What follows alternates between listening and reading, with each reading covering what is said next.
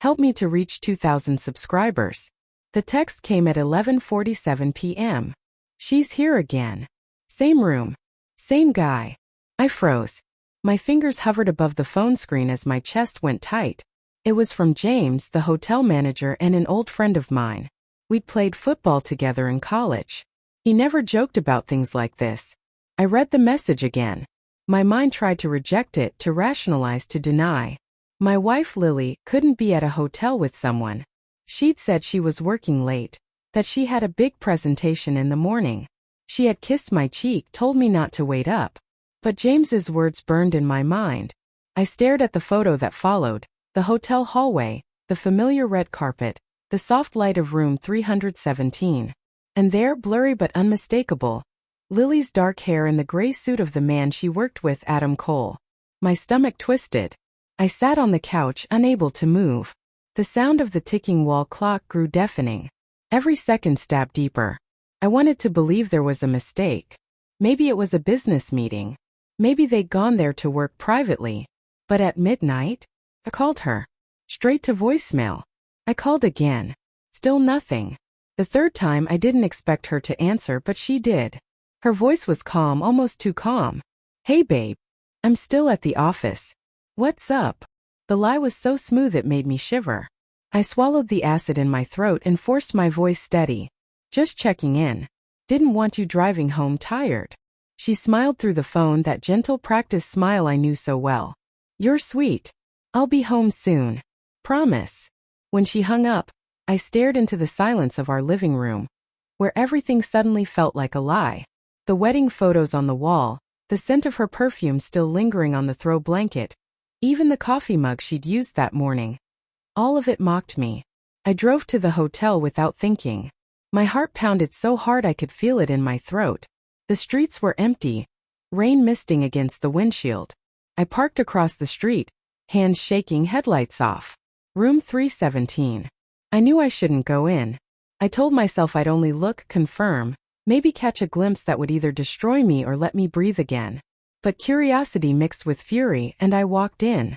James was waiting at the reception desk. His face said everything before his words did.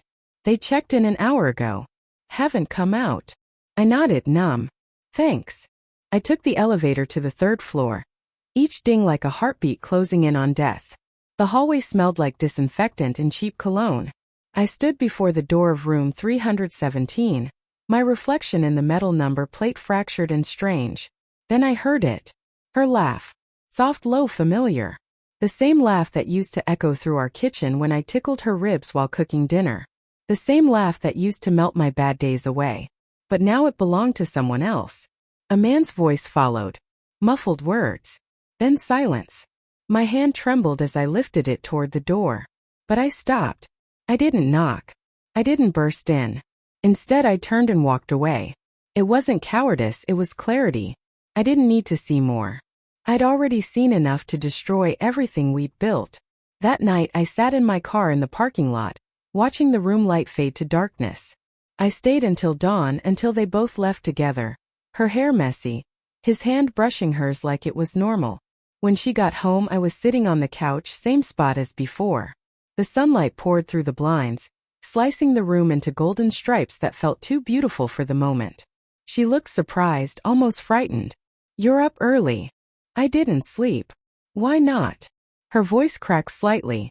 Maybe she sensed it. Because I was at the Hilton. Her face drained of color.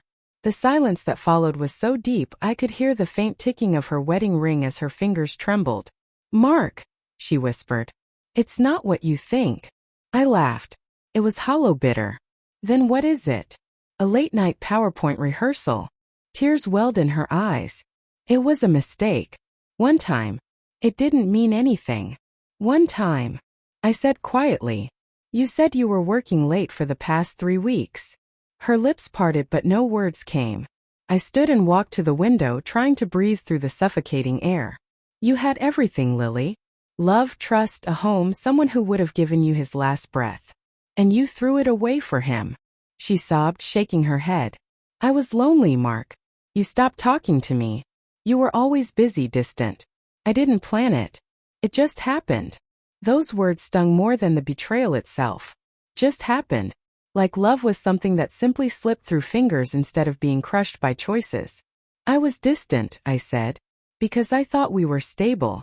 Because I trusted you. Her tears came harder. Please, I'll do anything to fix it. But her begging didn't reach me. Something inside me had broken cleanly, irreversibly. For the next few days we lived in silence. She tried to talk. I ignored her. She left notes around the house. Apologies, promises, memories of better days, but they felt empty. Every glance, every word between us was soaked in guilt and resentment. Then one morning, I came home from work to find her gone. No note, no message. Just her wedding ring on the counter and her half of the closet emptied. I thought it would feel like freedom. It didn't. It felt like a death I couldn't mourn properly. A week later, I received an envelope in the mail. Inside was a letter in her handwriting. Mark, I know you'll never forgive me. I don't deserve it. I left because I couldn't bear watching you look at me like a stranger. I'm sorry for destroying us. I wanted to feel alive again, but all I did was kill the only thing that ever truly mattered. I'll carry that forever. Lily. I folded the letter and placed it in the drawer beside our wedding photo. I didn't cry. I just sat there, staring at her smiling face in that picture, her eyes bright, her hands clutching mine as if we'd never let go. She lost our marriage in one day. But I lost something deeper. The version of myself that believed love could survive anything. Months passed. I moved to a smaller apartment, started over piece by piece. Yet some nights, I still woke up expecting to hear her breathing beside me. She paid her price in guilt. Mine was silence, the kind that fills the heart when trust is gone forever.